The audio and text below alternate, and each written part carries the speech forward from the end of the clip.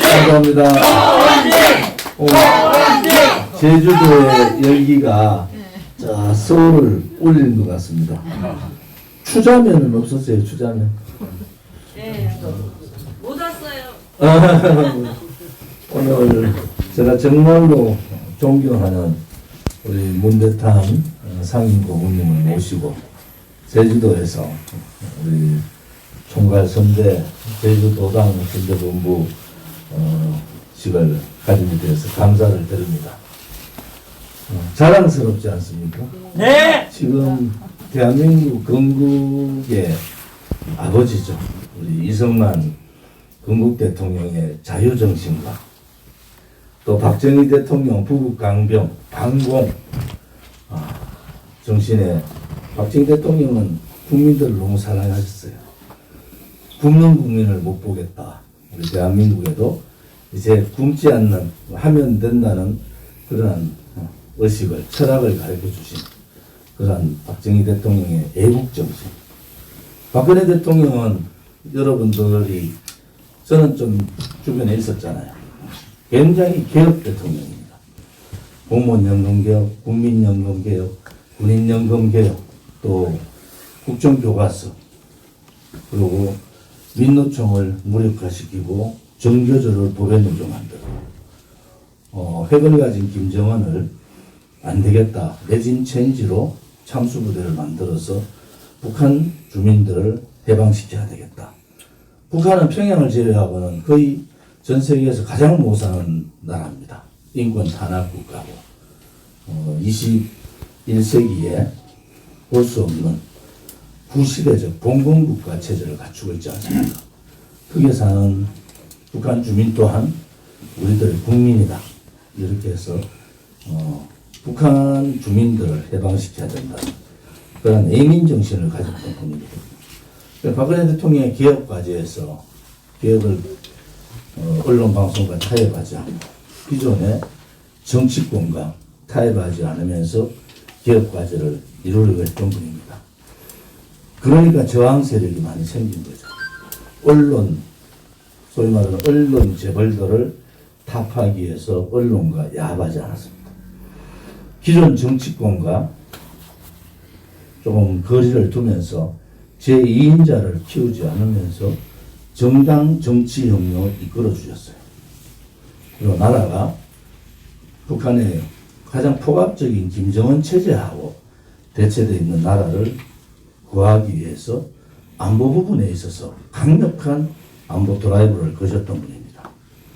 한미동맹을 중시하고 한미일 삼국 연대를 중시해서 대중국, 대북한, 대러시아 지정학적 위치에 있는 대한민국의 자주국방과 안보를 준비하셨던 분입니다. 그런 가장 개혁적이고 가장 깨끗한 대통령이 4년 9개월이라는 우리가 상상할 수 없는 그러한 누명을 쓰고 마녀 사냥을 당한 지가 5년입니다. 다들 힘들어했죠. 태극기를 들고 시청 앞에 모여서 탄핵 기각을 외쳤던 분들. 3.1절에 2017년 3.1절에 수백만 명의 국민들이 광화문을 모였습니다. 그리고 대통령은 불법 거짓 탄핵되셨죠. 그리고 이 불법 거짓 촛불 쿠데타 세력에 의해서 문재인 정권이 권력 찬탈한 정권이 생기는 겁니다. 국민들은 대한민국의 좌파들을 몰랐습니다. 우리는 또 그들한테 속았어요. 그리고 5년이 지나는 동안 우리는 많은 것을 느끼고 있습니다. 첫째는 박근혜 대통령이 역시 죄가 없었구나. 그래서 우리는 탄핵 무효와 무죄 석방을 요구를 했고, 우리의 진정한 승리는 박근혜 대통령이 자유의 몸으로 국민품에 돌아오시게 된 것은 우리 공화당의 승리과 동시에 자유우파 정의의 승리다. 저는 그렇게 봅니다. 그 최대의 공헌자는 누굽니까? 우리 공화당 동지님들입니다. 고맙습니다. 그리고 그 많은 세월을 지나면서 많은 동지들이 혹은 가문 이설에 속았고 혹은 그들의 유혹에 넘어갔고 혹은 인생이 바빠서 코로나 전국에 힘든 삶을 살기 위해서 삶의 전선으로 돌아간 분도 있고 혹은 박근혜 대통령을 묶고 가자는 그러한 세력들도 생겼습니다. 탄핵의 강을 건너가면 그 길은 불구덩이 길입니다. 탄핵의 강은 그냥 건널 수가 없는 거예요. 그래서 우리는 2022년 1월 1일 007을 기해서 박근혜 대통령의 탄핵 무효와 명예회복이라는 새로운 슬로건을 가지고 여기까지 온 겁니다. 어제 유영하 변호사하고 점심을 같이 했어요. 제가 제일 궁금한 게 뭐였습니까? 우리 공화당을 지지해달라, 뭐 조원진을 지지해달라, 그거 아닙니다. 제가 가장 중요시 여깁니다. 대통령의 건강이 어떠시냐. 대통령이 진짜로 건강이 어떠신가. 그래도 나오실 때 30%의 몸 상태가 조금씩 나아져서 그래서 한 달이 지났잖아요. 그런데도 20%밖에 몸 상태가 안 됐다는 것은 그러면 어떤 몸 상태에서 나오신 건가? 여러분 짐작하실 수가 있는 겁니다. 그들이 견딜 수 없는 상까지 왔기 때문에 대통령을 풀어놨다는 확신이 생기는 거예요. 그래도 30%에서 20%, 50% 정도의 몸 상태가 되셨다는 것만 해도 저는 굉장히 기뻤고 조만간 그 의지가 있으신 분이잖아요. 일반 사람들 그렇게 못합니다. 4년 9개월 동안 그것도 자기 주변에 있던 모든 사람들이 배신하고 당신한테 모든 죄를 뒤집어 씌우고 생각했던 많은 세월들이 있었지 않습니까? 그런데 박근혜 대통령님은 이미 여러 가지를 예상을 하셨던 것 같아요. 그래서 박근혜 대통령이 대통령 되시고 그 다음날 당선인 그 다음날 12월 9일 그 다음날 전체 선거인단 중에서 50명만 딱 부르셨어요. 중국집에서 선거 본부 회단식을 지내서 할 때 그때 그분이 그러시더라고요. 저보다 정치가 무상하다는 걸 아시는 분이 계시겠습니까? 그분은 그 길을 가지 않기 위해서 무단한 자기 절제와 또 주변과의 관계도 굉장히 조심하시고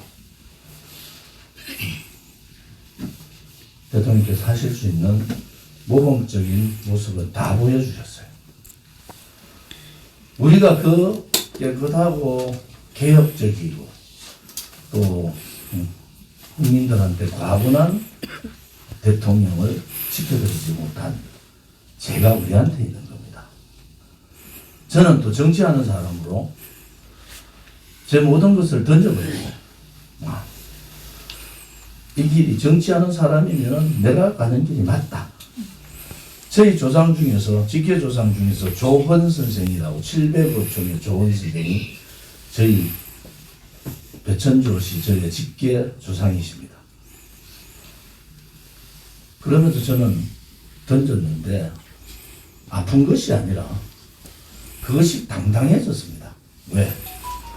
대통령께서는 침묵으로 견디시면서 중투쟁을 해주셨고 또 우리 공화당 동지님들은 문대탄 상임 고문님을 비롯해서 우리의 가는 길이 옳고 나라의 가치가 무너진 거짓의 세상, 불의의 세상을 진실, 정의의 나라로 그래서 멋있는 대한민국 땅은 대한민국을 우리 미래 세대에게 넘겨주자고 우리는 비가 오나 눈이 오나 하루도 쉰 적이 없습니다.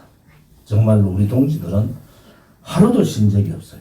서명대를 통해서 전단지 돌리는 걸 통해서 230차, 220 이제 대통령 생신이 2월 2일이잖아요. 2022년 2월 2일 222차 집회를 가졌잖아요. 이번 5일날은 223차. 코로나가 아니었으면 한 번도 빠짐없이 할 텐데 좌파들에 의한 코로나 공작으로 집회가 잠시 중단된 적은 있었지만 집회를 중단한다고 우리 공화당의 투쟁이 중단된 건 아닙니다. 많은 부침이 있었습니다. 우리 공화당이 와서 법원 바깥에서 박근혜 대통령을 외쳐던 사람이 1년이 지나고 2년이 지나고 3년이 지나니까 다 떨어져 나갔더라. 그리고 새로운 지도자인지 새로운 정치꾼들을 찾아서 줄을 서기 시작하고 그분들은 그렇게 갔어요. 우리 공화당 보고도 많은 제가 당에서 서열 3위 수석 최고위원 당 원내 수석까지 했던 사람에서 얼마나 많은 기자들을 합니다. 지금의 편집국장들 혹은 보도본부장들 혹은 정치부장 다 제가 가까운 사람들. 그 사람들 하는 말이 그거예요. 박근혜 대통령 얘기만 하지 마라. 그러면은 방송 출연 모든 거 다 해야 되겠다. 제가 그랬어요. 그것은 옳은 길이 아닙니다. 박근혜 대통령이 무너지면서 대한민국의 가치가 무너졌다. 맞습니다. 거짓도 진실을 이길 수 있다는 그 가치가 무너졌고 불의가 정의를 누를 수 있다는 그 가치가 무너졌고 그러니까 거짓의 인간들이 불의의 인간들이 대통령 후보가 나오는 상황까지 된 겁니다. 이제 우리 공화당이 이 가치를 다시 돌리자는 거예요. 박근혜 대통령 시절에 우리 공화당이 우리가 잃어버린 5년이 아니라 대한민국의 정체성과 우리가 잃어버린 가치를 다시 박근혜 대통령 정부로 돌려가자는 거예요. 그것이 우리 공화당이 가고자 하는 길입니다. 우리 공화당 누구도 내가 뭘 해야 되겠다. 그런 분들요. 6개월 만에 도망간 분도 있어요. 나는 도저히 아스팔트 가서 저렇게 매주 못하겠다.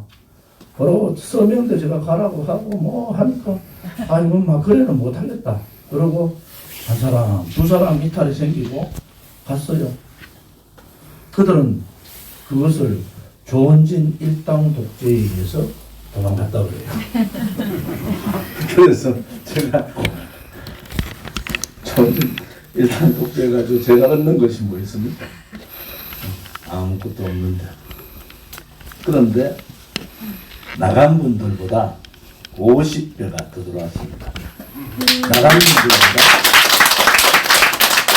100배가 더 들어왔어요. 100배가.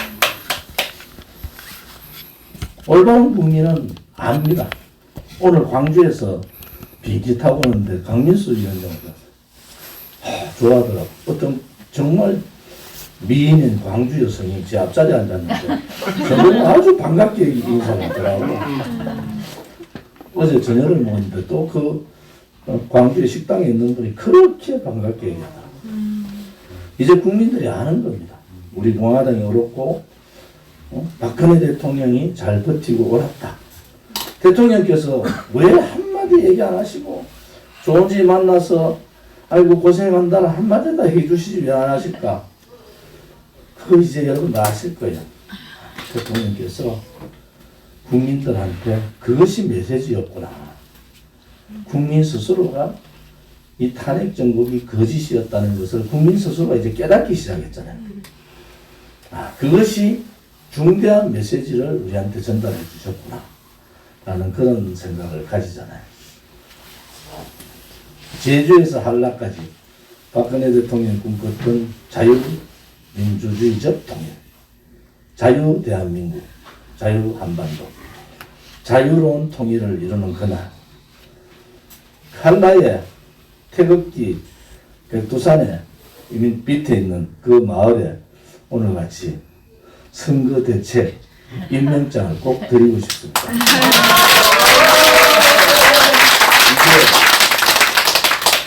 이제 세종시 창당까지 했잖아요. 이제 호남이 남았습니다. 어제 제가 갑자기 광주를 간 것도 선언을 한 거죠. 이제 광주, 전라남북도만 남았다.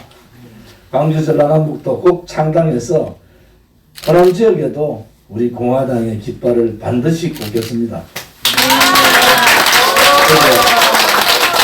호남 지역 동지님들을 뵈니까 제가 좀 너무 늦게 왔구나 라는 반성도 많이 했습니다. 오늘 제주도당 선대본부 발대식이 시작이 아니라 이제는 정말 통일 대한민국, 박근혜 대통령께서 그렇게 염원했던 자유통일 대한민국을 좌파들이 얘기하는 한라에서 백두가 아니라 태극기로 한라에서 백두의 태극기를 꽂는 그날을 우리는 기도하고 기원해 봅시다.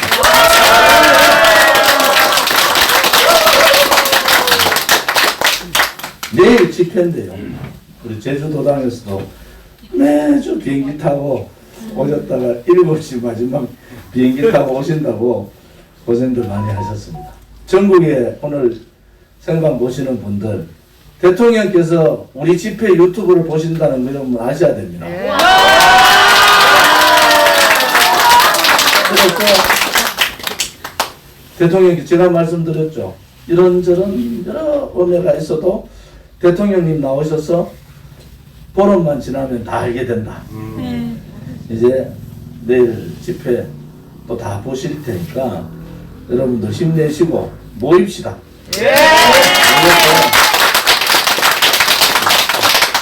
박근혜 대통령님께 모든 준비는 끝났다.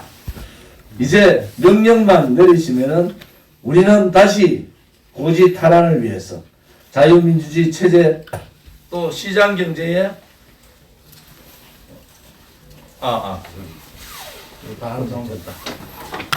시장 경제의 복원을 위해서 대한민국다운 대한민국으로 박근혜 대통령 정부로 다시 환원할 수 있도록 우리 다 같이 내일 1시에 숭례문에서 뵙겠습니다. 감사합니다.